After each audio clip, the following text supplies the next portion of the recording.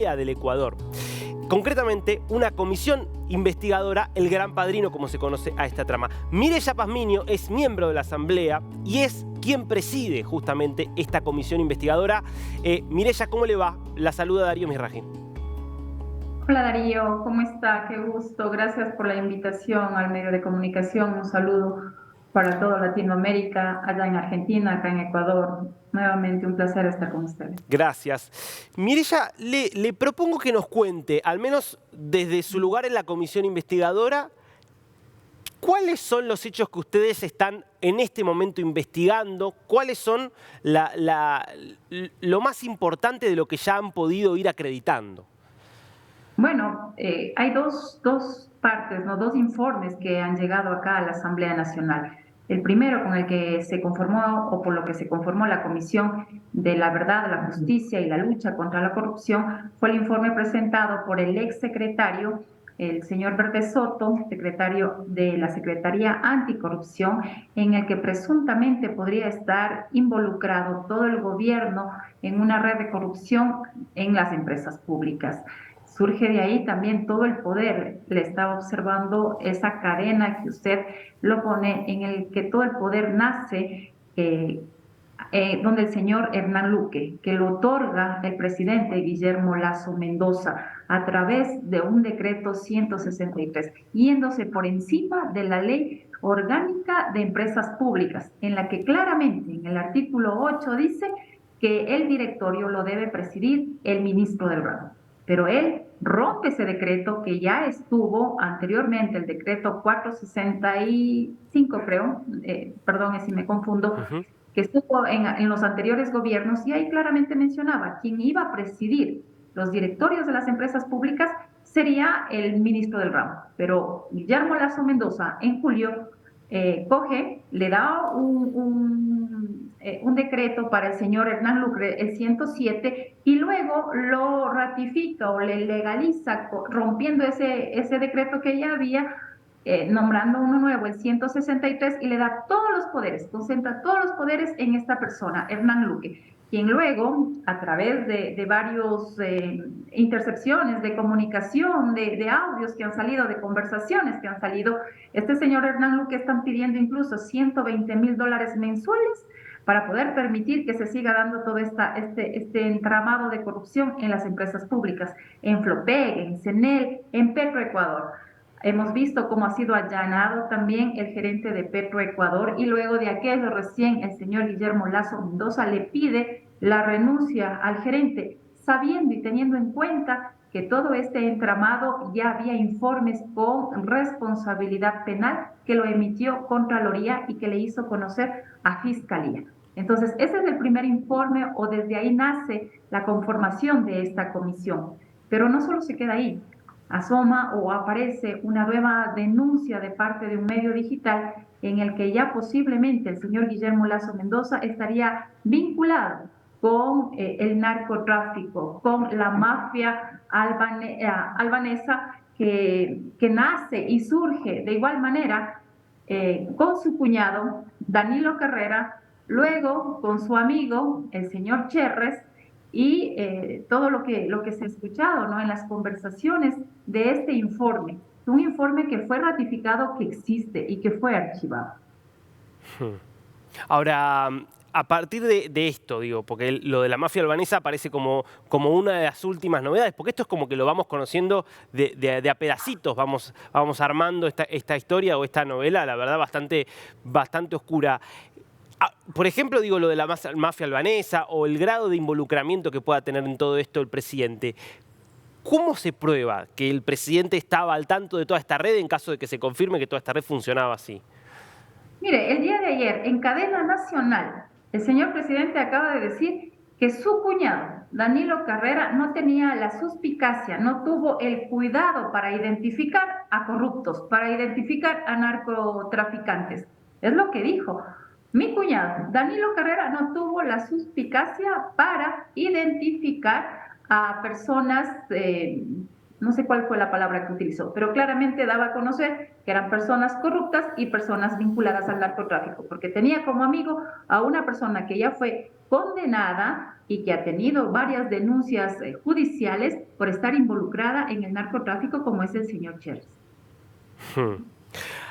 ¿Cómo sigue el trabajo de la comisión investigadora? Bueno, nosotros aprobamos un cronograma de trabajo, de actividades, entre ellos con el requerimiento de información y también con comparecencias de varios de los actores que han salido involucrados en estos dos informes. El día de mañana estaremos recibiendo a las personas que están vinculadas en este informe de presunto vínculos con el narcotráfico y se han estado escuchando sus versiones, su participación, todo su trabajo dentro de las gerencias también a cuales presiden, dentro de los ministerios del ramo, personas que han estado también ocupando y que han sido desvinculadas, y ahora vamos nosotros a recibir con este informe del presunto vínculo con el narcotráfico el día de mañana jueves al resto de personas o actores que ahora ya han sido mencionadas. Entre ellas tenemos nosotros al señor o al general Víctor Arauz, tenemos nosotros a la comandante general de policía, Tania Varela, está también invitados los dos fiscales que arbitrariamente y viendo o el pedido de un general Ponce, el archivo de este informe, también se le recibirá al general Ponce y a la fiscal general del Estado y otros actores también que por el momento no recuerdo quiénes van a comparecer el día de mañana. Pero vamos a estar escuchando qué es lo que tienen que decir, por qué están ellos mencionados en esas conversaciones. Manifiesta que en el informe hay 10.000 conversaciones que fueron escuchadas y transcritas en este informe. Y ahí salen varios nombres, incluso varios ministros que pudieron haber sido puestos por el señor Danilo Carrera. Se escucha al ministro Bernardo Manzano, quien renunció, que no sabemos por qué, el día de ayer. ¿Será que en verdad tiene culpa el ministro de estar ahí ocupando esa posición puesto o recomendado por el señor Chérez y el señor Danilo Carrera al señor presidente? Porque él es el que firma todos estos decretos que les posicionan a los ministros. Mireya, cuando concluya el trabajo de la comisión y lleguen, supongamos, una conclusión de que consideran que el presidente es responsable de toda esta trama, ¿cuál sería entonces el acto siguiente? Mire, con todo lo que está pasando, en el informe pueden salir conclusiones y recomendaciones, entre ellas recomendaciones constitucionales. Creo que es la salida, que en este momento se abre esa puerta o esa salida constitucional para todos los ecuatorianos que ya anteriormente le dijeron en las urnas: no, señor Guillermo Lasso, no queremos que continúe usted con ese modelo, ¿sí?, de un modelo dictatorial que estamos viendo en estos momentos, y que se haga a un lado, que renuncie. Pero la Asamblea Nacional tenemos nosotros claramente establecidas nuestras funciones, y entre ellas desde el control político. Y dentro del control político y el proceso de fiscalización, la salida sería constitucional y podría ser un juicio político o una muerte cruzada, de acuerdo al artículo 129 y 130 de la Constitución. Para el juicio político, ¿qué requerimientos se necesitarían? ¿Cuáles serían los pasos? Bueno, tenemos nosotros el informe no vinculante que sería aprobado dentro de la comisión, luego pasa al Pleno de la Asamblea Nacional, se necesita 70 votos para ser aprobado este informe en el que las recomendaciones podría estar un juicio político al presidente, pasa a la Corte Constitucional, tiene 10 días plazo para que ellos aprueben la continuación del juicio político, regresa a la Asamblea Nacional y en el Pleno se estará debatiendo el juicio político o se enviará a la Comisión de Fiscalización. Cualquiera de los dos procedimientos está permitido de acuerdo a la Ley Orgánica de la Función Legislativa y con resoluciones del Pleno de la Asamblea. Y Mireya, le hago una última pregunta. ¿Hay posibilidad de que en paralelo esto avance también en la justicia a partir de toda esta información recabada? Claro que sí, la fiscal general ha dicho que ha iniciado con las investigaciones pertinentes. Primero, con todo el entramado de corrupción, y ha habido varios allanamientos. Es la primera vez que se da un allanamiento en Carondelet, en la presidencia de la República. Y a través de estos allanamientos piden la renuncia del secretario jurídico. de la presidencia, porque a través de él se le hacía conocer todo al señor presidente. Él estaba enterado de todo el entramado de corrupción o del presunto entramado de corrupción que estaba dándose en las empresas públicas, y la fiscal general estaba ya avanzando con toda esta investigación. Pero, oh sorpresa, el presidente Guillermo Lasso retira a 37 policías que estaban llevando estos casos de investigación.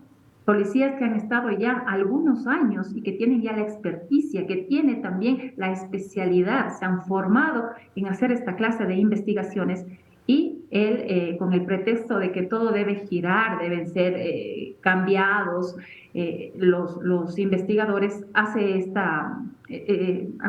o pide esto, que sean cambiados estos policías investigadores. Y ahora dejando o interviniendo directamente en el trabajo de la Fiscalía.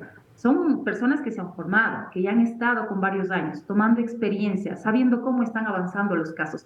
Pero nuevamente, el señor presidente acaba sería en este caso de tratar de arrogarse funciones, de querer intervenir en una institución que está llevando estas investigaciones, como es la Fiscalía General del Estado, donde que Claro. presuntamente podrían salir delitos de concusión, de cohecho, de enriquecimiento ilícito, de tráfico de influencias.